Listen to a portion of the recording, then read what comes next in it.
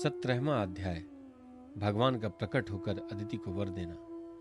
श्री सुखदेव जी कहते हैं, परीक्षित, अपने पतिदेव महर्षि कश्यप जी का उपदेश प्राप्त करके अदिति ने बड़ी सावधानी से 12 दिन तक इस व्रत का अनुष्ठान किया। बुद्धि को सारथी बनाकर मन की लगाम से उसने इंद्रिय रूप दुष्ट घोड़े को अपने वश में कर लिया और एक निष्ठ बुद्धि से वह पुरुषोत्तम भगवान का चिंतन करती रही। उसने एकाग्र बुद्धि से अपने मन को सर्वात्मा भगवान वासुदेव में पूर्ण रूप से लगाकर प्रयोव्रत का अनुष्ठान किया। तब पुरुषोत्तम भगवान उनके सामने प्रकट हुए। परीक्षित, वे पीतांबर धारण किए हुए थे, 4 भुजाएं थी और शंख चक्र गदा लिए हुए थे। अपने नेत्रों के सामने भगवान को सहसा प्रकट हुआ देख अदिति सादर उठ खड़ी हुई और फिर प्रेम से विह्वल होकर उसने पृथ्वी पर लौटकर उन्हें दंडवत प्रणाम किया। फिर उठकर हाथ जोड़ भगवान की स्तुति करने की चेष्टा की, परंतु नेत्रों में आनंद के आंसू उमड़ आए।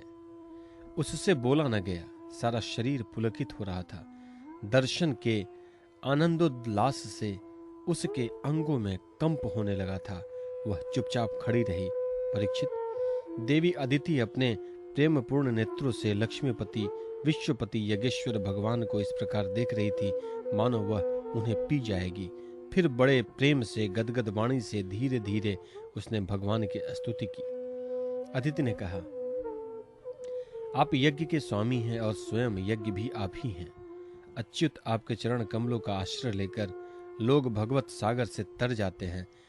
आपके यश कीर्तन का श्रवण भी संसार से तारने वाला है। आपके नामों के श्रवण मात्र से ही कल्याण हो जाता है। आदि पुरुष जो आपकी शरण में आ जाता है उसकी सारी विपत्तियों का आप नाश कर देते हैं। भगवान, आप दीनों के स्वामी हैं। आप हमारा कल्याण कीजिए। आप विश्व की उत्पत्ति, स्थिति और प्रलय के कारण हैं और विश्वरूप भी आप हैं। अनंत होने पर भी स्वच्छंदता से आप अनेक शक्ति और गुणों को स्वीकार कर लेते हैं। आप सदा अपने स्वरूप में ही स्थित रहते हैं। नित्य निरंतर बढ़ते हुए पूर्व बोध के द्वारा आप हृदय के अंधकार को नष्ट करते रहते हैं। भगवान, मैं आपको नमस्कार करती हूँ। प्रभु अनंत, जब आप प्रसन्न हो जाते हैं तब मनुष्य को ब्रह्मा जी की दीर्घ आयु, उनके ही समान दिव्य शरीर, प्रत्येक अभीष्ट वस्तु, अतुलित धन, स्वर्ग, पृथ्वी, पाताल, योग की समस्त सिद्धियां, अर्थ, धर्म, काम रूप, त्रिवर्ग और केवल ज्ञान तक प्राप्त हो जाता है। फिर शत्रुओं पर विजय प्राप्त करना आदि जो छोटी छोटी कामनाएं हैं, उनके संबंध में तो कहना ही क्या है।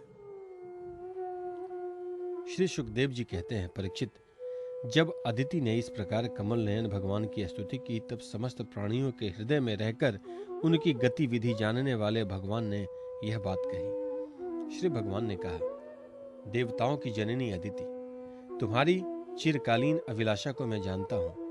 शत्रुओं ने तुम्हारे पुत्रों की संपत्ति छीन ली है, उन्हें उनके लोक स्वर्ग से खदेड़ दिया है। तुम चाहती हो कि युद्ध में तुम्हारे पुत्र उन मतवाले और बलि असुरों को जीतकर विजय लक्ष्मी प्राप्त करें। तब तुम उनके साथ भगवान की उपासना करो। तुम्हारी इच्छा यह भी है कि तुम्हारे इंद्रादि पुत्र जब शत्रुओं को मार डाले तब तुम उनकी रोती हुई दुखी स्त्रियों को अपनी आंखों देख सको। अदिति, तुम चाहती हो कि तुम्हारे पुत्र धन और शक्ति से समृद्ध हो जाएं, उनकी कीर्ति और ऐश्वर्य उन्हें फिर से प्राप्त हो जाए तथा वे स्वर्ग पर अधिकार जमाकर पूर्ववत विहार करें।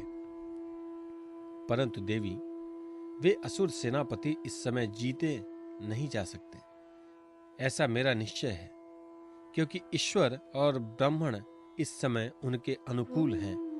इस समय उनके साथ यदि लड़ाई छेड़ी जाएगी तो उससे सुख मिलने की आशा नहीं है। फिर भी देवी, तुम्हारे इस व्रत के अनुष्ठान से मैं बहुत प्रसन्न हूँ, इसलिए मुझे इस संबंध में कोई न कोई उपाय सोचना ही पड़ेगा, क्योंकि मेरी आराधना व्यर्थ तो होनी नहीं चाहिए। उससे श्रद्धा के अनुसार फल अवश्य मिलता है। तुमने अपने पुत्रों की रक्षा के लिए ही विधिपूर्वक पयोव्रत से मेरी पूजा एवं स्तुति की है।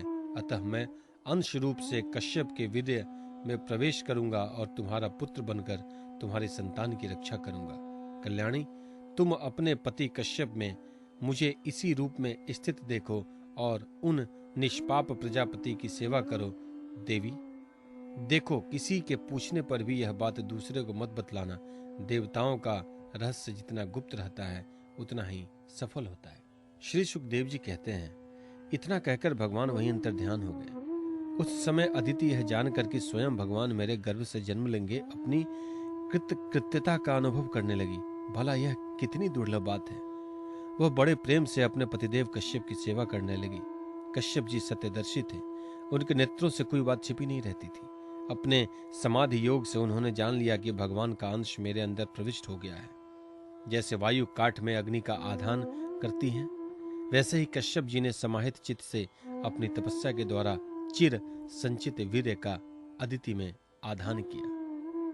जब ब्रह्मा जी को यह बात मालूम हुई कि अदिति के गर्भ से तो स्वयं अविनाशी भगवान आए हैं, तब वे भगवान के रहस्यमय नामों से उनकी स्तुति करने लगे। ब्रह्मा जी ने कहा, समग्र कीर्ति के आश्रय भगवान आपकी जय हो।